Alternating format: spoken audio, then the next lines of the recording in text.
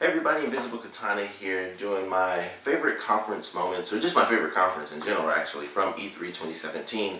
Finally catching up on the last of my E3 videos. It was a weird week because I was starting off, it was like, I did all my conference stuff, so you guys can check all the conferences. I did like a list for every single one except for the PC gaming show. I did, even Devolver Digital, they had literally like a 15-minute conference, and I even did the top 5 for that. I think the top 5 were literally the only 5 things they showed, but I still did. It was a really interesting conference as well. But it was a weird week because the beginning was E3, and then the ending of E3 week is like going, like Thursday was my girlfriend's birthday, so like even on Wednesday it was like, alright, E3's got to go. Fortunately, the way we had it this year was super early. It started Saturday, and then went to basically to like Tuesday was when the last conference was, and after that it was like small announcements. So I was like, this actually works this year. So after that I was like, alright, I got the conferences done. And then it was all girlfriend stuff for like the rest of the week. So that's why I'm doing all my videos now. I still got like a bunch of videos I still want to do, but it was like, you know, girlfriend's birthday, so the rest of the week was like for girlfriend stuff. So catching up on it now, and I figured the best video to come back on would definitely be my favorite conference of the entire event. And I don't have like a particular list or anything. I know like what my number 1 is. I know like really like my top 3, I definitely know. And then everything else is just like, you know, whatever. So I didn't want to really do them in a list, but I am going to kind of go through and just let you guys know what I thought about them. I got some other videos coming up, my biggest disappointments from this year, and then I do a yay or nay series, which is just, do you like it or do you not like it for certain games. Going to be doing a couple updates, because some games were technically announced, but like Mario Odyssey, we finally got to see some stuff. So if you're interested, you can check those out, and I'll put some links in the description and stuff like that for pretty much all those videos. But kicking it off, just started with the very first conference that we had at E3 this year, EA. I thought they did a pretty decent job. It's always a mixed bag with them because EA is the sports thing, and it's like, you know, EA Sports in the game. The only game that I know that from is NBA Live 95 on the Super Nintendo, because I do not like sports in any capacity. Unless it's like NBA Street and it's like arcade sports types games, I do not like sports games. So I really could not have cared any less about what they showed for the sports. I was like, okay, they got some famous actors in there, they're doing story modes. I don't care because I don't play sports. So, you know, all that stuff does nothing for me. But pretty much everything else they showed, I really enjoyed. A Way Out, I'm super excited for that. I cannot wait to see how that game ultimately performs. Star Wars, I'm a huge Star Wars nerd. Didn't like, kind of like a lot of people, wasn't the biggest fan of Battlefront, the first one. Only reason I even got it was because I got like a very special deal with my PlayStation 4 where I got like over $100 worth of like free stuff in games when I bought it, but I had to get Battlefront on it as well, and I was like, oh, I don't even care. Like even before it came out, I was like, I just do not care for that game. And I played it and I was like, this is kind of fun, but it didn't do much for me. So Battlefront 2 seems to be picking up on that, and free DLC, always great, especially coming from a company, you know, from EA. Them throwing out free DLC is like the heavens parting or something. That's insane to me. So that was interesting for sure. So those 2 announcements, definitely great. All the sports stuff I'm sure was good for people that actually care about the sports games, but for me it's always that mixed bag where it's like you got some stuff that I like, and then you got sports, and I just don't care. So I think the pacing was good because they would go, you know, kind of back and forth between it. But ultimately, it was like, you know, that's fine. You know, it was just an okay conference for me. But A Way Out looked really good, and we got to see a lot of Battlefront 2, and I really love what we got to see from that. Moving on to Bethesda's conference. I'm doing these out of order. Obviously, I'm just going to do them as I think of them in my head. Bethesda was the one that disappointed a lot of people. I think that was like the biggest disappointment, I think, of the conferences. I know some people didn't like Sony's that much either, but I feel like Bethesda's was the one where pretty much everyone unanimously is like, you know, they didn't really like it. Personally speaking, I thought it was fine. I like what we got to see. I'm not crazy about Bethesda. I like Fallout. I own a version of Skyrim. Technically I own 2 versions because I got like the free upgrade to the remastered edition on Steam, which was really nice of them to do that. It's way too powerful for my crappy laptop, so I haven't gotten to play it. Like I start that game and it's like, it was like I can't play it. So, you know, I still haven't even played that game. I tried to play it when it was the remastered version. I was like, oh well, if I can't play the remastered version and I haven't played the game at all, why play the crappy version? You know, I don't know. But yeah, I thought it was a decent conference. We didn't really see too much. It was mostly DLC. Outside of the VR stuff, which is like, okay, we got Doom VFR. I love the fact that they put that up in there. But Doom VFR, Fallout VR. I already got Fallout, so I don't care about the VR version. Doom, I didn't care to get the original game, so I don't care about the VR version either. Although it does seem like a totally different game. It doesn't seem like it's Doom in VR. It seems like a brand new experience, like a totally different game. So I am actually curious what the story's going to be for that, because I don't think it's the actual Doom game. Like Fallout 4 VR is literally just Fallout 4 in VR. But the Doom game looked like it was a totally different game. So maybe they were just showing off different modes and not the actual story, just to be like, hey, here's some of the new stuff we got. But it seemed like it was a totally different game, like completely from the ground up. So that was interesting. Everything else they had, it was like, okay, here's some cool Dishonored 2 DLC. And that was pretty much it. Wolfenstein 2 actually looked really good. I don't play the Wolfenstein games, but that actually had me interested because it was just a great trailer. And I was like, man, that kind of makes me want to play it. Also, I love the alternate, thing where it's like some random enemy actually won and then they come to the States, so we get to see like old school 50s, 60s, and 70s style era of America. But it's overrun. In this game, it's Nazis, but I mention this every time I talk about this game. It makes me think of the Resistance franchise, which is where the aliens came in, and that was during World War II, and it was like, oh, instead of Nazis winning, aliens came in and threw all that crap off, and it was like, oh crap, aliens. And then they, they ended up coming to the States in the second and third game.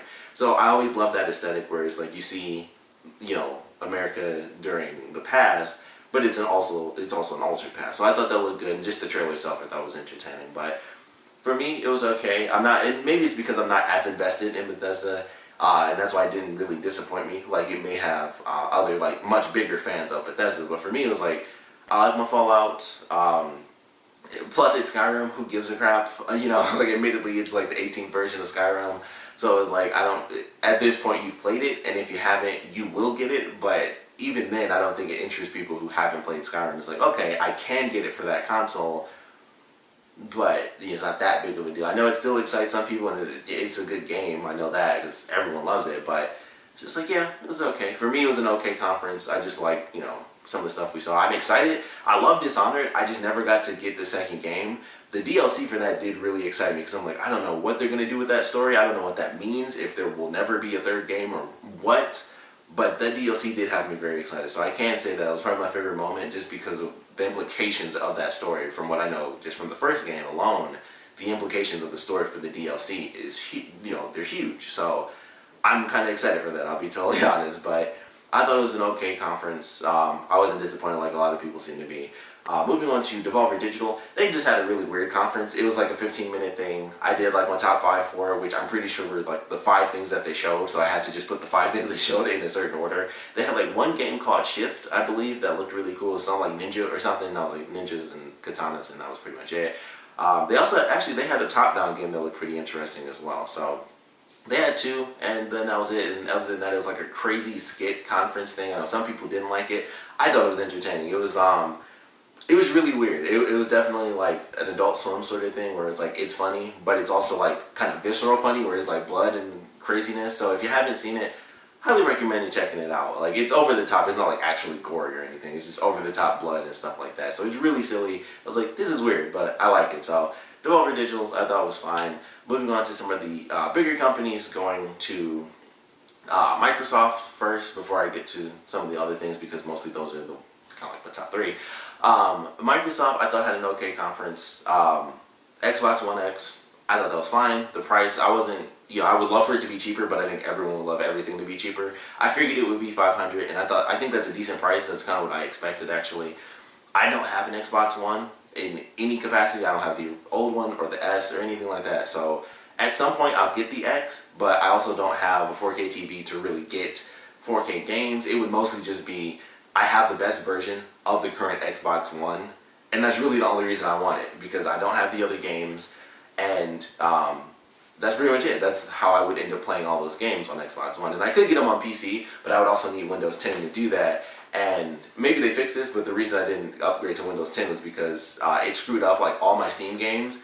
I could not play like any of the games I wanted to play when I first upgraded to Windows 10. So when my laptop failed and my buddy fixed it, I was like, please put Windows 8 on there, because Windows 10 would not let me play my Steam games, and it was messing stuff up for me. So I was like, I don't want Windows 10, but that's the only way you can play Microsoft games. So I would need an Xbox One to actually do that. And it seems fine. I'm excited to get it at some point. I don't think I'll be getting it as it releases unless I get some crazy super deal where it goes down to the price of an Xbox One S. But it was fine. You know, it was fine. They talk about games getting 4K upgrades, Crackdown 3. I like the first game. I never got to play the second one. Looking forward to this one. I'm excited to see how it plays out. It seems like it's 4-player co-op actually in the game. It's not like you only get to do it online. It probably is only online. I doubt it would be 4-player split screen, but it was 4-player co-op, so that looks exciting. Just in general, they have like the cloud computing. We don't really see that in the trailer, but I'm excited to see some more gameplay footage of that, where it's like, here's the ultimate destruction that you can have with buildings falling down as you're doing stuff, because it's cloud computing and it's not just on the console itself. So very excited to see some of that ultimately end up playing out. Other than that, they had a couple of cool things, but really it was just like, all right, here's some cool stuff. Metro, I really liked. I thought that was a great trailer that they showed off. Don't really care much for Call of Duty, but I thought that was a decent little trailer. It's like, hey, here's Call of Duty World War II. And other than that, nothing really sticks out. I'm sure I got my list like written out here somewhere, like some of my top moments or something like that, but nothing that really blew my mind. Anthem I thought looked pretty cool. That was another thing. I believe that was EA. I'm pretty sure they kind of had that at the very end. But Anthem they showed off I thought looked really good. But other than that, it was like, you know, they had a couple moments. And of course they talked about all their exclusive stuff. And this was a big thing. Everyone says the same thing. But their exclusive titles, it was like some stuff was actually exclusive. And then other stuff was like launch exclusive and weird stuff like that. It was like launch exclusive. I think some stuff was post-launch exclusive, I think. So it was really hard to say, like, what does this mean? Does it mean the game is exclusive for the console for maybe a year or so? Does it mean there's DLC that's exclusive? It's a huge question. It's like up in the air. It's like, are people doing that now? Because, you know, we've had that before. Like Assassin's Creed was originally only an Xbox game. When I think Assassin's Creed Revelations came out, that's when the first Assassin's Creed game was finally put onto other consoles, because they had like a downloadable thing. If you bought Revelations, you could get the first Assassin's Creed again. So it was like, oh, it's finally on PS3 now. But the first one was only on Xbox for a super long time. Like, you could get the sequels on other consoles, but you can never get the first one unless you had a 360. So I don't know if people are like making deals to do that now, where it's like, we'll only be on this console for a year and then we'll port to other consoles, which I hope that doesn't end up happening. People are already upset about, like, you know, pre-order bonuses for DLC, or like DLC is linked to this console for a specific amount of time and then it goes to other places.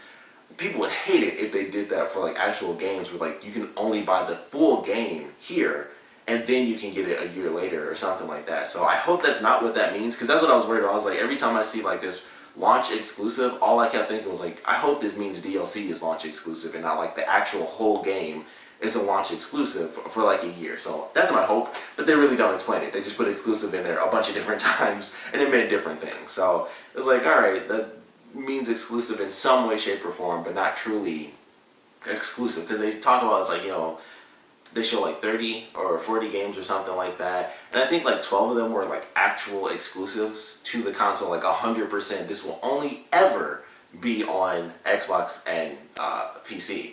So it was like, you know, that does kind of mean something to me. And it was just, in general, they didn't have like a million announcements that really caught my attention anyway. But it was decent. You know, we got the pricing for the Xbox One X. I still like Scorpio better. I feel like every time they have a fake name before they give us the real one, I always like the fake name better. I can't even remember what it was for, like, I think the Kinect had something that was really, really cool before it was officially called the Kinect.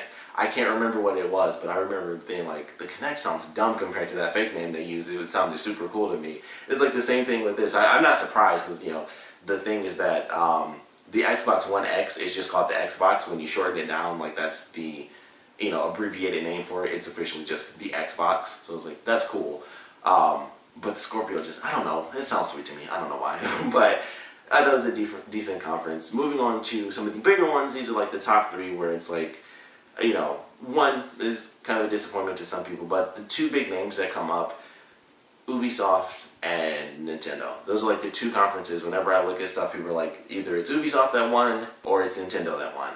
For me, personally, I'll just tell you right now, I think it was Sony, and the main reason for that is because I'm more attached to the games. And I'll get to that at the end, because I'll just talk about why I like that the most in detail.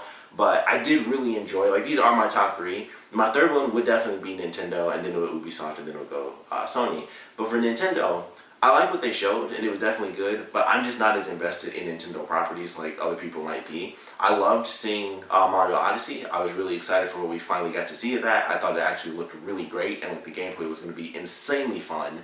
And then, you know, this kind of goes in tandem with Ubisoft, but the Mario Rabbids thing, that looks really good too. I have not been excited for a Mario, a Mario game, just by itself in quite some time. So for it to be two at the same time, and I'm like, I definitely want both of those games for sure.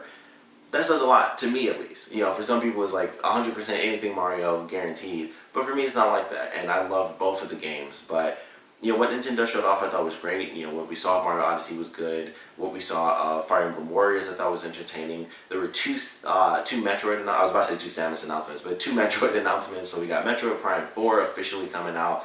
Just a little teaser, so I'm sure we won't get any information for that for quite some time. But the other game is Metroid Samus Returns. It's a complete remake of Metroid 2, and it looks great. It's almost like the Resident Evil 1 remake, where it's technically the same game, but there's so many new elements, you could almost count it as its own game. So I thought that was really cool. So I was like, this looks great. They actually took some elements from Metroid Other M, like some of the up-close combat stuff. They had like a counterattack, new weapons, the 3D element, and the way they designed the game is different. And it just looked really good. I was like, I love seeing this. Even if I don't have a 3DS, I'll most likely never end up getting that game. I did like seeing the announcement, and I actually liked the game. But I was like, this actually does look pretty entertaining. They added some new elements. And I was like, these little things. But I guess finally, they're showing that franchise some love. It's one of their flagship franchises, and we haven't seen a Metroid game since the soccer one that they did that nobody cared about. So it was nice. That in itself was just really good. But for me, not as invested in the Nintendo properties. Also, like Smash Brothers, and I guess technically Bayonetta now is a Nintendo property, since they're the only ones that allow for Bayonetta 2 to exist.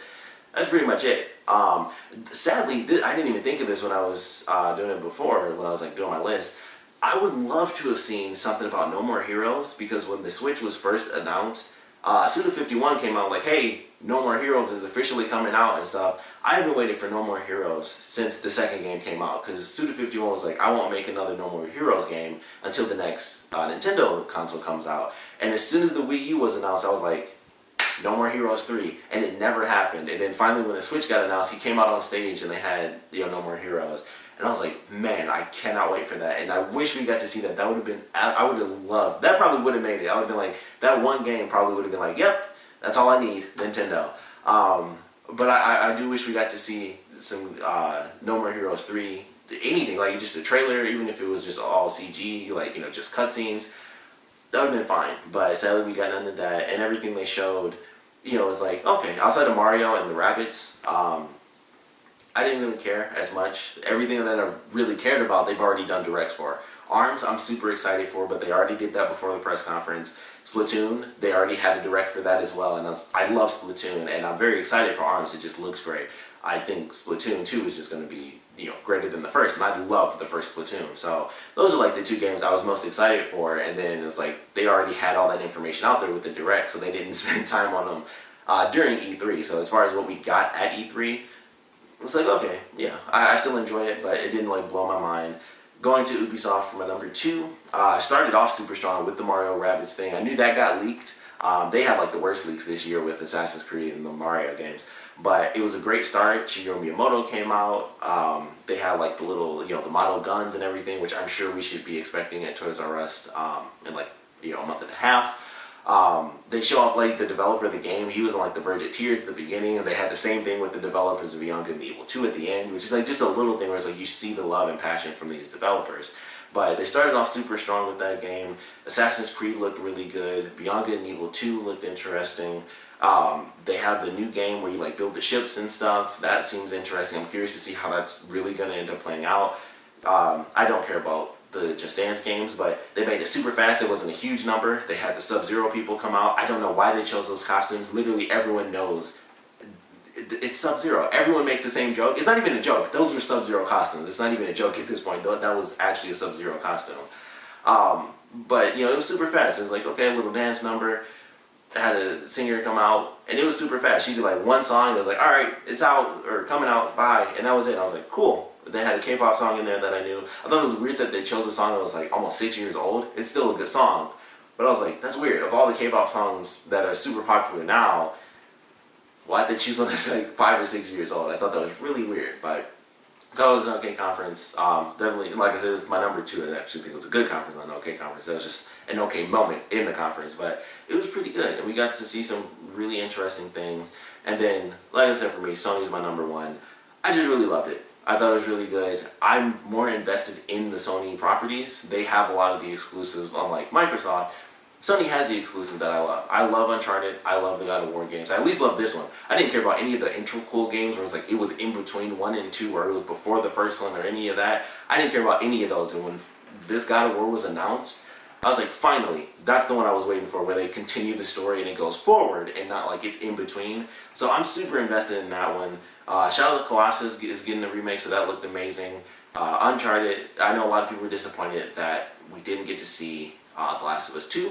I was hoping at least for another trailer. I didn't expect gameplay, but I was like, I would love to at least see another trailer, introduce a new character or something like that. And we had nothing, so I was a little disappointed, admittedly, but I still loved it. Spider-Man at the end was great. The Miles Morales stinger was the greatest, so I'm super excited to see what that means for that Spider-Man game. But I really love that the most. Like, they showed off a lot of the franchises that I care the most about, and that's why I like that one. A lot of people were disappointed because it was like, it was nothing new. For the most part, it was like no new IPs and stuff like that. There's really no new IPs. But I was like, I didn't really care. I think, they had, I'm pretty sure they did some VR stuff that was technically new IPs. But I was like, man, all the old IP stuff, we're seeing newer. It's just like the Mario stuff. We technically knew it was out, but seeing that new footage kind of truly invigorated me to want that game. Same with God of War. I'm already getting Uncharted. That comes out literally next month anyway. But it was like, man, I love everything I'm seeing. Like, that's all that truly matters to me. So I loved it the most because I care the most about those franchises. And I think that's why it didn't matter to me. It was like the developers talking or anything. It was just like, we had one person come out twice, and that was it. And then everything else was just gameplay and trailers and stuff. And I was like, that's fine. I'm totally fine with that. I know it disappointed some people. Lack of new IPs and things like that. But for me, it just really didn't matter. I was like, I love the IPs that are coming out. We're seeing way more stuff of things that just had nothing to them. It was like we had some decent footage of God of War, but it was just like, this is what I want. So that's pretty much it. It was just IPs I already loved, and I got to finally see more of them, and that's why that's my favorite. Like, of course, that's personal opinion. We'll love to know your favorite conferences and least favorite conferences. So favorite moments, least favorite moments, everything like that. So please put your comments down in the comment section below. Sorry this video was super, super long. I wanted to make it concise, but there are actually more conferences than when I went through it. Like, there's a lot. But thanks for checking this out. Like I said, I want to know your thoughts on this year's E3 conferences. So please put your comments down in the comment section below. And of course, thanks for watching.